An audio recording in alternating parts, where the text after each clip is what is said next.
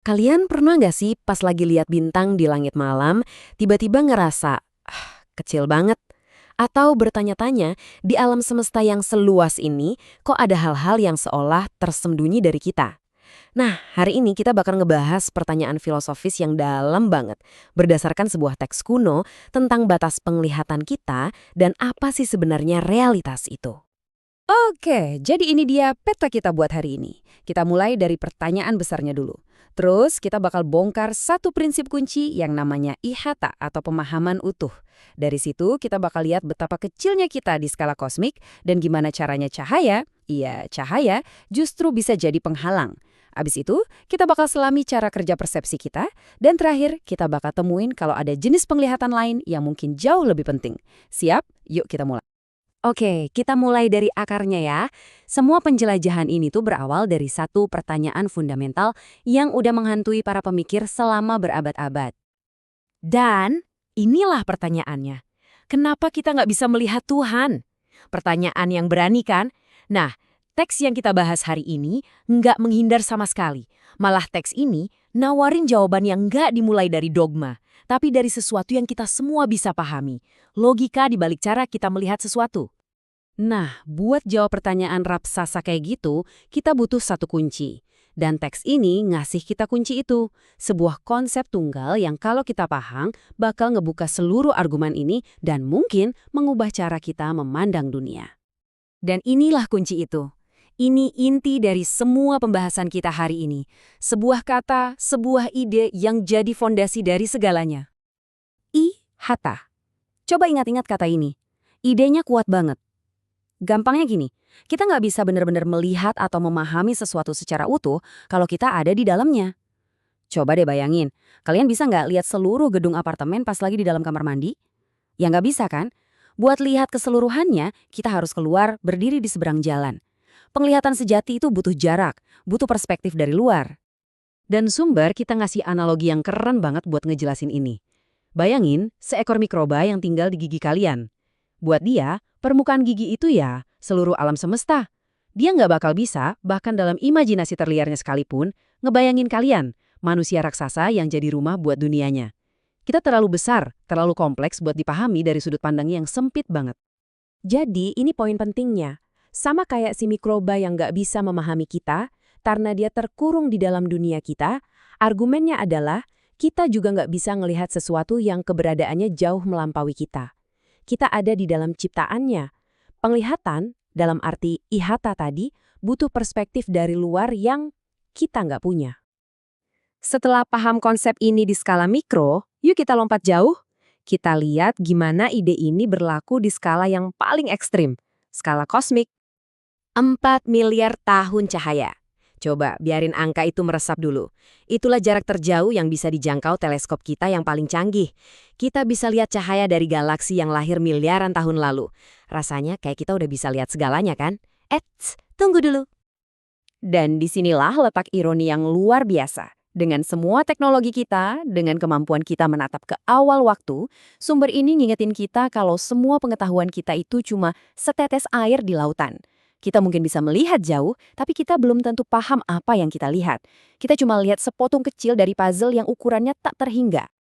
Dan buat kita bener-bener ngerasa kecil, sumber ini pakai analogi yang bakal bikin kepala kalian meledak.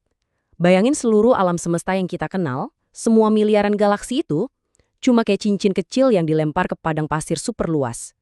Nah, padang pasir itu yang disebut kursi, ternyata cuma cincin lain lagi yang dilempar ke padang pasir yang jauh lebih besar lagi yang disebut arash. Analogi ini bukan buat dipahami secara harfiah ya, tapi buat ngehancurin kesombongan kita soal skala.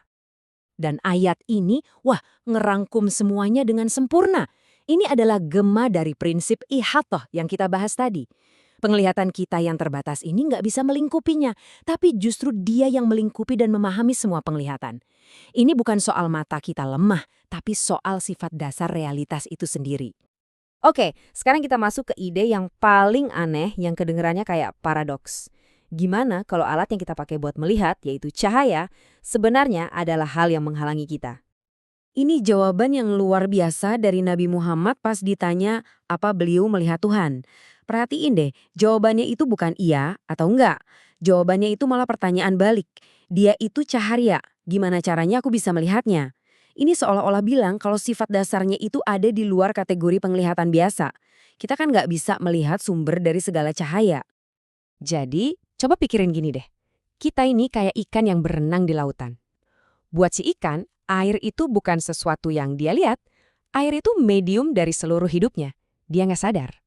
Nah, mungkin menurut sumber ini, kita juga gitu. Kita berenang di dalam cahaya ciptaan. Cahaya bikin kita bisa lihat benda-benda di dalamnya. Tapi cahaya itu sendiri juga jadi semacam tabir yang ngebatasin kita buat lihat apa yang ada di baliknya. Oke, tadi kita udah ngomongin batasan dari luar, skala dan cahaya. Sekarang kita lihat ke dalam diri kita sendiri. Kita pindah ke argumen filosofis lain dari sumber kita yang fokusnya ke cara kerja pikiran kita. Ini dasar banget cara kita ngertiin dunia. Otak kita itu mesin pembanding, mesin pembuat kontras. Kita tahu apa itu terang cuma karena kita pernah ngalamin gelap. Kita paham tinggi karena kita punya konsep pendek. Setiap ide di kepala kita itu didefinisikan oleh lawannya. Begitulah cara kita memetakan realitas. Nah, disinilah argumennya sampai ke puncak. Kalau Tuhan, menurut definisi teologis, itu absolut dan tunggal, kalau dia nggak punya lawan, nggak ada yang setara, nggak ada pembandingnya, terus gimana nasib sistem persepsi kita? Seluruh mekanisme otak kita buat memahami sesuatu, yaitu lewat kontras, jadi nggak berguna. Gimana mungkin kita bisa melihat atau memahami sesuatu yang nggak punya lawan kata? Dan seolah-olah semua argumen filosofis itu belum cukup, sumber ini ngasih satu pukulan telak berbasis sains. Dari semua realitas fisik di sekitar kita, seluruh spektrum elektromagnetik, semua frekuensi suara, indera kita cuma bisa nangkep 5/1 juta bagian. 5/1 juta. Itu artinya kita secara harfiah buta dan tuli terhadap 99,9995% realitas yang ada di sekitar kita. Coba pikirin lagi deh angka itu. Jadi, kalau mata fisik kita terbatas banget, pikiran kita juga punya kelemahan bawaan dalam memahami yang absolut. Terus gimana dong? Apa ini akhir ceritanya? Apa kita ditakdirkan untuk nggak pernah tahu? Tentu saja enggak. Bagian terakhir dari teks ini nawarin jalan lain. Sebuah pergeseran. Dari penglihatan mata ke pemahaman hati. Sumber ini bilang kalau jalan menuju pemahaman yang lebih dalam itu bukan lewat teleskop atau mikroskop, tapi lewat tindakan internal. Ini soal meluangkan waktu buat benar-benar merenungkan keajaiban alam semesta. Ini tentang melakukan refleksi diri yang jujur. Ini tentang terus-menerus memperbarui dan membersihkan hati dan pikiran kita dari gangguan. Dan yang paling penting, ini soal mencari ilmu dengan rendah hati, sadar betapa sedikitnya yang kita tahu. Dan kutipan indah ini, yang sering dikaitkan dengan tradisi mistik, ngerangkum semuanya. Pengetahuan tentang yang tak terbatas, itu nggak akan ditemuin di luar sana, di antara bintang-bintang. Sebaliknya, dia dikenal sebagai harta karun tersembunyi yang cuma bisa ditemuin lewat penggalian di tambang hati kita sendiri. Lokasi pencariannya ada di dalam diri kita. Jadi, setelah semua ini, kita kembali dengan satu pertanyaan yang mengubah segalanya. Mungkin seluruh pencarian kita buat melihat Tuhan dengan mata kita, itu salah arah dari awal. Gimana kalau kebenaran terbesar di alam semesta ini memang nggak dirancang buat dilihat, tapi buat dirasakan dan dikenali oleh hati? Sebuah pemikiran untuk kalian bawa, bahkan jauh setelah pembahasan ini selesai.